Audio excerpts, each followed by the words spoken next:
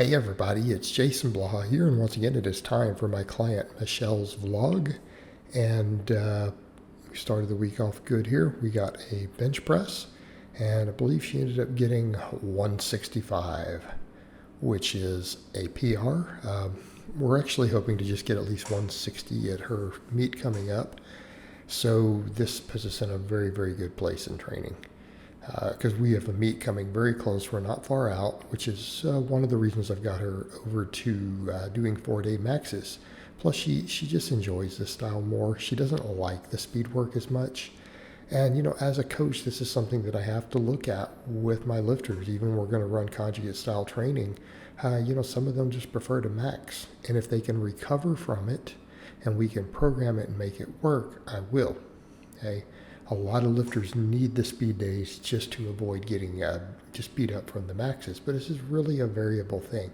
And I do think that absolute strength matters here. And this is something when it comes to the conjugate, the way they ran it at Westside, you have to keep in mind some of the weights these guys are moving because they're training for equipped lifting and stuff, and just how strong some of those guys were, that maxing more than twice a week just wasn't doable.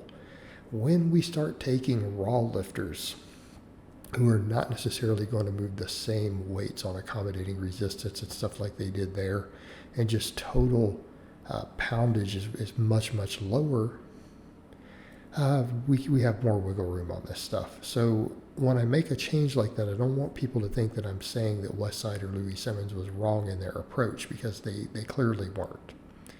It clearly worked. The result spoke for itself in terms of world records.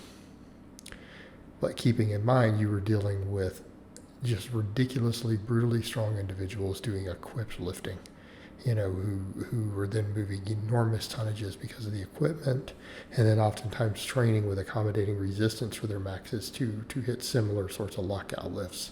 And, really, you can only lock out 700, 800, 900 pounds, or have that sort of weight in your hands or on your back so many times, inside of a training cycle. You just can't.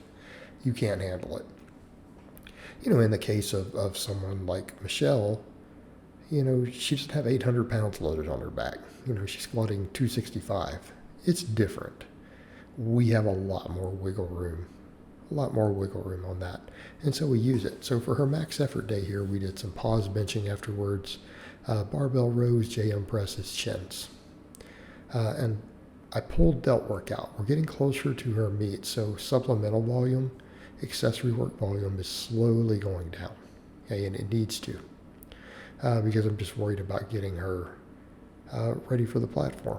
All right, right here, 265 squat, a little bit of issue there, losing some bar path near the top, but this is where things like conjugate shine, all the good morning shine, training against chains, all that stuff shines. She was able to complete the lift. It misgrooved and she locked it anyways.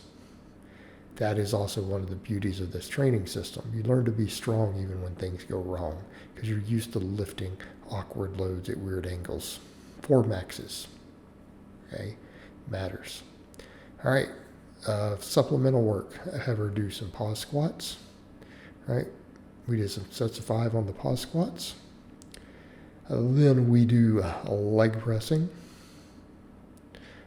glute ham raises, and reverse hyperextensions.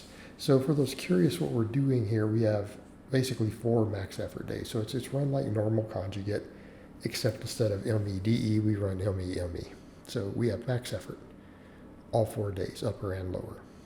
So we have 2 bench press days, or pressing days, 1 squat day, 1 deadlift day, and then accompanying resistance or accessory work. So things like posterior chain, triceps, all that stuff always gets worked. So even the squat and the deadlift days, we're still doing glute ham raises, we're still doing reverse hypers. So for supplemental work here, after the pause squats, we're doing a leg presses with 1 leg. I tend to do this for a lot of my stronger people. Why? Because we can load so much weight on a leg press when we use both legs, that it just takes way too much time and energy to load and unload it. And, particularly for men, now people say, but with her, she's a little weaker. Yeah, but think of the comparable workloads.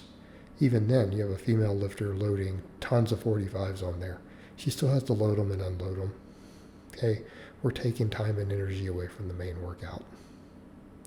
I don't always want to do that. And I'm not to say I don't like the leg press. I think it's phenomenal. It's just that that can be a factor. And if we go to isolateral and just do single legs, we don't have to load nearly as much weight on there to get the same amount of workload per leg and the same amount of hypertrophy or muscle growth. All right, then of course we do my favorites, glute ham raises, reverse hyperextensions. I love these lifts. Any of my lifters who have access to both, we will use both. I think they bring a lot to the table for any athlete, not just strength athletes, particularly for strength athletes, but I think for pretty much every sport, these movements are phenomenal. And if you understand sports movement, you understand why. The importance of hip extension, the importance of hamstrings. And of course, then with the reverse hyper, the prehab and unloading of the back. It puts your back into traction at the bottom. It pulls on it against weight. So not only is it a movement that we're using for hypertrophying certain muscles of the posterior chain, primarily glutes and spinal erectors, and to a lesser extent hamstrings, puts the back into traction.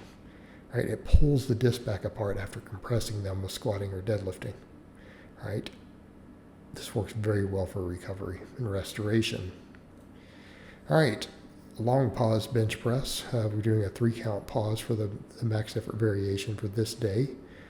So again, what we want here is really practicing that long pause. It makes it a different exercise. You're probably going to use less weight. Teaches you to be ready for judges at a meet when they're going to give you really slow press commands. It prepares you for a worst case scenario.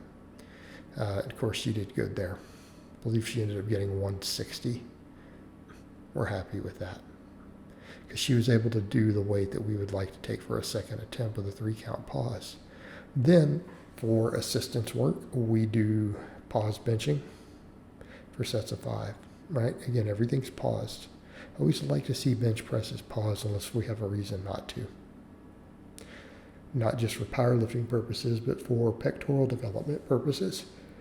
Again, the guys who bounce the bar off their chest are always the ones who say silly stuff like, oh, the bench press isn't a great chest exercise. They'll say something like it's not a good exercise, which is already ridiculous. Anyone who thinks the bench press isn't a great chest exercise, who doesn't put it in their top 3, does their bench look like that, what we just did? I think we know why they don't think it's in their top 3. Because biomechanically it should be. All right. Afterwards, of course, we do some chins. We do the same movements we did on the other bench day. So I cut those out for the sake of brevity.